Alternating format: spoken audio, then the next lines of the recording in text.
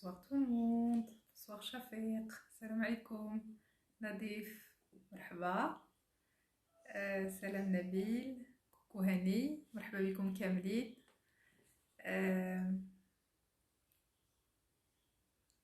كنفاني سلام.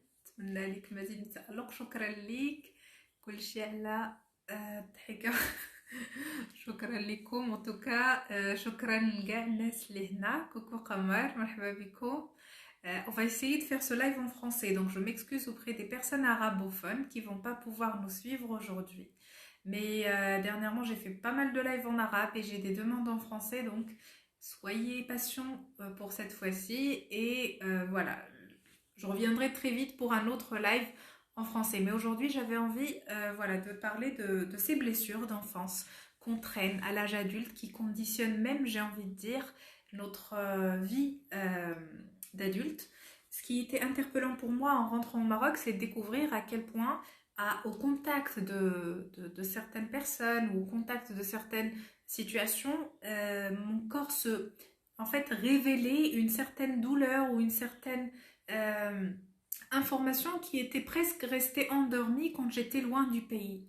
Et ça m'a amené petit à petit à me poser la question du pourquoi j'étais comme ça, pourquoi les choses ne se passaient plus comme avant, parce que en faisant un certain travail sur moi-même à l'époque, je pensais avoir réglé tous mes problèmes. Sauf que il s'est avéré que j'avais pas du tout intégré la dimension de mon corps et j'avais fait un certain travail intellectuel et spirituel qui me permettait de me sentir bien, alignée, sans que cela me cause vraiment, enfin, sans que je sois quelque part consciente que j'ai euh, un autre problème, une autre dimension dont je ne me suis pas occupée et qui va conditionner presque le séjour, en fait, la vie que j'ai menée depuis que je suis au Maroc. Ça va faire bientôt enfin, ouais, ça vient de faire 2 ans en fait, le 21 janvier, parce que je suis rentrée en France le 21 janvier en 2019. Donc là, je viens de faire à peine 2 ans et quelques jours. Donc ce chemin que j'ai vécu depuis que je suis là, il m'a fait plonger dans le monde de l'éducation bienveillante, comment est-ce qu'on pourrait comprendre les besoins d'un enfant, comment on pourrait répondre à ses attentes, mais quand je dis attentes, des attentes légitimes quelque part, parce que physiologiquement parlant, on est fait d'une certaine manière euh, qui est, euh, qui est assez particulière, et si on ne comprend pas notre manière de fonctionner, qu'on est toujours à côté pour répondre à d'autres besoins qui ne sont pas forcément les nôtres, on va développer des blessures, on va développer des névroses, on va développer des comportements qui ne nous permettent pas de nous sentir quelque part en paix avec nous-mêmes. Et combien même d'adultes je croise dans les séances de coaching, et même en dehors des séances de coaching, et moi-même je suis passée par là et j'en passe encore de temps en temps, parce que des fois j'ai des choses encore qui ressortent dans des situations nouvelles que j'ai jamais été amenée à vivre. Et je dis waouh, en fait, finalement, j'ai découvert comme si on était deux entités qui vivaient dans le même corps. Une adulte qui agit et qui réagit d'une certaine manière, et une enfant qui était là à habiter et cohabiter la même maison, en fait, le corps que nous, que nous, que nous avons en fait quelque part entre nos mains. Pardon. En fait, je disais, je viens de recevoir un appel, j'espère que je ne vous ai pas perdu. Donc, ce que je disais, c'est que par rapport à une situation donnée, par rapport à des circonstances particulières, ce qui arrive parfois, c'est qu'il y a plus l'adulte qui va prendre le dessus, qui va gérer la situation, ou parfois l'inverse, c'est-à-dire l'enfant qui nous habite, qui est là encore, qui vit en nous quelque part, même avec l'âge. On peut être un homme de 40 ans ou de 50 ans, on peut être une femme de 35 ans ou de 20 ans ou que sais-je, et on réagira d'une manière à quelque part en fait en décalage par rapport à la situation, parce qu'il y a plus nos émotions qui vont prendre le dessus. Ce que je veux dire par là, c'est que quand on était enfant, au moment de la construction psychique, comme si notre squelette psychique quelque part était en train de se construire sur certaines informations qui pour elle étaient indispensables, importantes. Et je donne un exemple. Si on a par exemple des parents à qui à chaque fois on réclame de l'attention, de l'intérêt, et je donne un exemple parce que j'ai vu ce matin une influenceuse qui a parlé un peu d'une situation particulière. Elle disait qu'en fait elle rencontre des problèmes avec son enfant. Et cette situation-là, je l'ai entendue plusieurs fois, même sur des interventions radio ou autres. Et parfois, en fait, j'étais même agacée des réponses qui ont été données à ses parents. En fait, la personne en question disait que son enfant, suite à un accouchement récent, donc en fait, il vient d'avoir un petit frère, et il commence à se sentir jaloux. Et en fait, face à sa jalousie, la maman, elle est en train de le gronder. Je sais que la maman, elle est très bienveillante, elle est de bonne foi, mais en vue des circonstances de l'accouchement, en vue de la fatigue après accouchement, en vue de sentiments d'être débordé, irrité, parce que c'est trop difficile de gérer ça quelque part d'une manière émotionnelle, ce qui s'est passé, c'est qu'elle commence à essayer de calmer quelque part cet enfant en question en le grondant, en fait, ça peut être une punition, ça peut être d'autres comportements pour certains parents ou au moins l'ignorance ou en fait une maltraitance si je peux dire. Tout ça pour faire comprendre à l'enfant qu'il a fait un comportement qu'il ne devait pas faire et qu'il devrait le changer. Parce qu'on croit qu'en punissant notre enfant, il va finir par comprendre que ce qu'il fait n'est pas une bonne chose. Néanmoins, quand on est à l'écoute des émotions d'un enfant, quand on entend qu'un enfant, il est en train de dire il est en train d'exprimer une jalousie, donc il est en train de dire j'ai eu une place quelque part pendant si longtemps, pendant peut-être 3 ans, 4 ans, peut-être 2 ans, peut-être peu importe, mais en tout cas, j'ai eu une place dans le cœur de mes parents, j'ai toujours été là à leur côté, et là, d'un jour au lendemain, il y a une nouvelle personne qui atterrit de nulle part, que je connais pas, qui prend ma place ou qui partage avec moi le centre d'intérêt. Et en fait, ce qui est plus frustrant chez un enfant, c'est que plus que ça, il ne partage pas qu'un centre d'intérêt. En fait, il prend généralement beaucoup plus de place que l'autre enfant parce qu'il n'est plus la priorité. Il y a des besoins basiques qu'il faut assouvir et donc on ne peut pas laisser cet enfant pleurer. Ben, s'il commence à pleurer, il faut qu'on vérifie s'il a bien mangé, s'il a tout ce qu'il faut. Et donc en fait, tout de suite, l'enfant qui a été en premier plan, il passe tout de suite en second plan. Et ça, c'est tellement dur à gérer émotionnellement pour un enfant parce que ça déstabilise son monde. L'enfant existe à travers le regard de ses parents et la reconnaissance qu'on a envers lui. Et donc, ce qui se passe, c'est que il commence à réagir par des comportements parfois agressifs, parfois... D'ailleurs, parfois, ça peut donner même tout l'inverse, en fait. L'enfant se referme sur lui-même et n'exprime plus aucune émotion de joie ou de spontanéité. Pourquoi? Parce qu'il s'est senti menacé quelque part. Imaginons, nous, enfants, quelque part, face à d'autres adultes, que ce soit des amis ou d'autres enfants, enfin, d'autres proches, ou même un partenaire de vie ou une partenaire. On était toujours si proches l'un de l'autre, on occupait la place numéro 1 pour cette personne, et puis d'un jour au lendemain, il y a une nouvelle personne qui apparaît de nulle part et qui commence à s'accaparer l'intérêt de la personne en face. On va se sentir mal, très très mal même. Et combien on va en vouloir à la personne, combien même on va en vouloir à la personne, on va vouloir que les choses changent, on pourrait être même agressive envers cette personne parce que elle ne nous considère plus comme avant, on se sent quelque part trahi. Mais en fait, malheureusement, quand on n'a pas un certain recul sur l'intérêt de nos émotions, qu'est-ce qu'elles sont en train de nous dire, en tant que parents, évidemment, on reprend certains comportements sur lesquels nous avons été élevés. Et la première réaction, c'est de punir l'enfant pour lui faire comprendre que ce qu'il fait n'est pas bien. Et en fait, c'est de là, généralement, et ce n'est qu'un exemple, que commence ce système qui s'installe. En fait, je parlais de structure psychique parce que l'enfant, à partir de ce moment-là, il va commencer à raisonner lui-même comme les parents. Ça, c'est bien, ça, c'est mauvais. Et donc, en fait, il commencera à ignorer petit à petit toutes ses émotions. Ce que nous dit les neurosciences aujourd'hui, c'est que le cerveau émotionnel chez un enfant, il est immature, il est incapable de gérer des émotions intenses comme la colère ou comme certaines d'autres émotions qui peuvent parfois s'exprimer d'une manière assez importante et que les parents ont du mal à gérer quelque part. Et donc, en fait, le rôle du parent, c'est d'accueillir cette émotion, de le rassurer parce qu'il se sent limite en panique face à la situation qui est en train de se passer.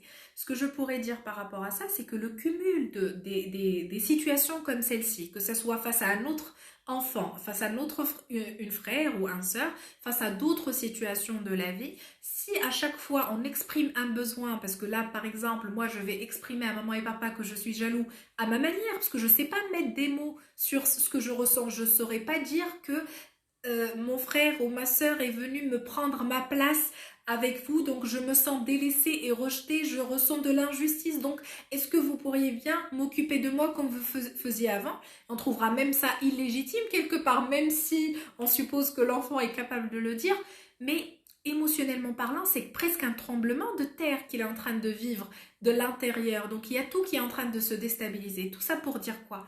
C'est que quand on a des événements comme ça marquants dans la vie, dans notre vie d'enfant, l'adulte qu'on devient apprend petit à petit à faire face au monde à travers ce regard qu'il développe à ces moments-là où il est le plus fragile. Parce que le cerveau, dans sa malléabilité, il est quelque part en train de mûrir sur les expériences que nous sommes en train de vivre avec le monde extérieur. Donc ce qui se passe au final, c'est qu'à l'âge adulte, en fait, on va s'attirer peut-être assez souvent des situations où je pourrais me sentir jaloux des autres, où je pourrais me sentir rejetée, où je pourrais me sentir blessée, où je pourrais me sentir délaissée. Et en fait, tout ça va m'amener à créer des comportements presque enfantins. À la limite, en les voyant, on se dit, mais pourquoi je réagis comme ça? Même les autres, ils vont pas comprendre pourquoi je réagis comme ça. Sauf que, en fait, comme je vous ai dit tout à l'heure, ce qu'on est en train de développer à l'âge à notre enfance, il revient plus tard à travers des moments de crise, surtout des moments là où l'émotion arrive à s'exprimer. Et généralement en tant qu'adulte, parce qu'on a adopté la manière de faire des parents, des adultes, on commence à nous gronder nous-mêmes comme auraient fait nos parents au moment où nous faisions un comportement ou un autre, parce qu'on aurait jugé à ce moment-là que le comportement était mal placé, qu'il ne devait pas avoir lieu, que c'est pas comme ça que ça devait se faire, et on commence à être dans une recherche permanente d'un comportement parfait à mettre en place. Je vous explique tout ça parce que tout ce que je rencontre dans les séances individuelles ou même de groupe, leur origine, leurs problèmes remontent toujours à l'enfance. Et combien même je m'amuse parfois avec mes coachés à créer et à tisser en fait les connexions pour leur montrer à quel point ils sont quelque part presque prisonniers de ce schéma d'enfance qui a enregistré énormément de choses. Combien même on s'amuse à faire remonter des souvenirs d'enfance qui prouvent à quel point en fait nous étions quelque part, on a gardé en nous un sentiment de victime, d'injustice, d'incapacité, impuissance. Et puis cela, en fait, quelque part, nous pousse petit à petit en tant qu'adultes de réagir face à des différentes situations de la même manière. Et je donne un exemple. Là, pour rester dans le même exemple que j'ai donné, un enfant qui développe le sentiment d'injustice face à telle situation. Ce qui va se passer par la suite, c'est qu'à chaque fois qu'il va être face à une situation qu'il va pas pouvoir gérer, il va quelque part, ou d'ailleurs en fait même, il va inviter les situations face auxquelles il va pas pouvoir faire grand chose si ce n'est d'être victime et donc ressentir le sentiment d'injustice. Et ce qui se passe dans la vie de tous les jours, c'est que elle nous donne quelque part un moyen de s'approprier les mêmes blessures pour qu'on puisse les gérer. En fait, quelque part, on s'attire ça dans l'espoir de régler le problème qu'on n'a pas su régler avec nos parents. Le plus difficile là-dedans, c'est quoi? C'est quand on commence à s'ignorer soi-même parce que on a enregistré que nos parents ne nous voyaient pas. Quand on commence à développer un déni total par rapport à qui nous sommes. Quand on commence quelque part à sentir qu'on n'a aucune estime ou aucune importance aux yeux des personnes qui peuvent nous entourer. Et on crée systématiquement comme ça des histoires, là on est systématiquement rejeté, là on ne va jamais jusqu'au bout de nos relations. Et combien même on peut être à chaque fois l'élément déclencheur de certains comportements qui vont venir nous confirmer davantage que nous sommes tout simplement victimes des autres qui ne nous aiment pas ou qui ne nous respectent pas assez. Mais ce qu'on n'arrive pas à voir généralement, c'est que nous sommes le seul élément en commun entre toutes nos expériences. Ceci dit, ça ne veut pas dire que quand il y a des personnes qui ne respectent pas certaines choses envers nous ou qui abusent de certains comportements à notre égard et que nous nous sentons quelque part nous avons le sentiment d'être blessés, que c'est de notre faute. C'est jamais de notre faute. Pourquoi? Parce que quelque part, quand on était enfant, on n'arrivait pas à se protéger, on n'arrivait pas à prendre position parce que c'était aux adultes de nous apprendre à faire ça. Mais le problème, c'est qu'encore une fois, comme j'ai expliqué, il y a cette structure psychique qui se développe sur ces blessures d'enfant qu'on a été. Et donc, en fait, l'adulte que nous devenons plus tard ne peut que agir à travers les mêmes comportements. Comme j'ai dit tout à l'heure, il y a et l'adulte et l'enfant qui agissent, mais le problème c'est que au moment où l'émotion est plus forte, ben, il y a plus l'enfant qui s'exprime. Ceci n'est pas une invitation quelque part pour rejeter l'enfant. L'enfant, il est là tout simplement pour vous demander de le guérir. Il est tout simplement là pour vous demander de le comprendre parce qu'il n'a jamais peut-être été compris auparavant, ou peut-être il a été plus marqué par les moments là où l'incompréhension était présente. Donc, tous ces moments de contrainte, toutes ces blessures qui ressortent, toute cette colère qui peut s'exprimer à chaque fois que vous êtes traversé par des moments déstabilisants, sachez que s'il y a une répétition dans ces moments-là et que ces moments-là sont très proches l'un de l'autre, sachez que c'est un moyen que votre corps a choisi pour vous signaler qu'il y a quelque chose dont il faut prendre soin. Il y a peut-être des blessures qu'il faut guérir. Je vous dis ça pourquoi? Parce que parfois ça demande un certain travail sur soi, de prendre en main son destin quelque part et de se faire accompagner parce que ça prend beaucoup moins de temps quand on est accompagné par un professionnel qui décode assez vite ce qui se passe et qui est capable de nous amener à voir par nous-mêmes ce qui cloche pour qu'on puisse aller de l'avant parce que parfois encore on reste coincé dans certains schémas, on n'arrive même pas à s'en sortir. Voilà ce que je voulais vous dire par rapport à ce comportement. J'ai vu qu'il y avait certaines personnes qui demandaient que je parle en arabe, comme j'ai dit au tout début. C'était pas un live qui était fait pour parler arabe, parce que de temps en temps, il faut bien qu'on fasse un petit coucou quand même à cette communauté qui est là, qui nous suit d'autres pays, d'autres pays, que ce soit la France, le Canada, la Belgique ou d'autres. Aujourd'hui, on est déjà 85 000 et ça va trop vite et je suis très très contente qu'on soit de plus en plus nombreux. D'un live à un autre, le chiffre grimpe et ça me donne beaucoup de gratitude. Je suis très contente qu'on grandit d'un jour à l'autre. Ce que je vais dire, ce serait un rappel avant de clôturer ce live, deux rappels. Je fais des séances à distance de coaching, donc toutes les personnes qui ont des difficultés, qui n'arrivent pas à s'en sortir, ça prend du temps. Quand on n'est pas outillé, on se bat contre nous-mêmes pendant des années. Et en fait, on mérite tellement d'aller bien très vite. Quelque part, je dis très vite, mais déjà, quand je commence le travail avec mes coachés, ça prend déjà quelques mois.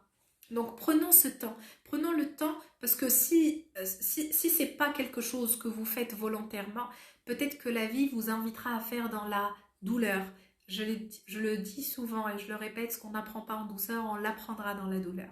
Pourquoi? Parce que la vie est faite comme ça. Il y a des choses en fait que la vie nous chuchote en permanence, mais on n'arrive même pas à décoder le langage.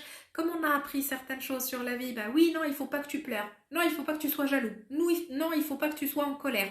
En fait, on réprimande quelque part toutes les émotions qui sont là que pour nous dire ce qu'il faut faire face à la vie. Il y a énormément de choses qui peuvent être tellement simples à gérer, des choix à faire qui nous amènent vers notre bonheur. Et parce qu'on a engrammé dans ce corps qui a une mémoire cellulaire très puissante. Et j'ai juste envie de vous donner cette image.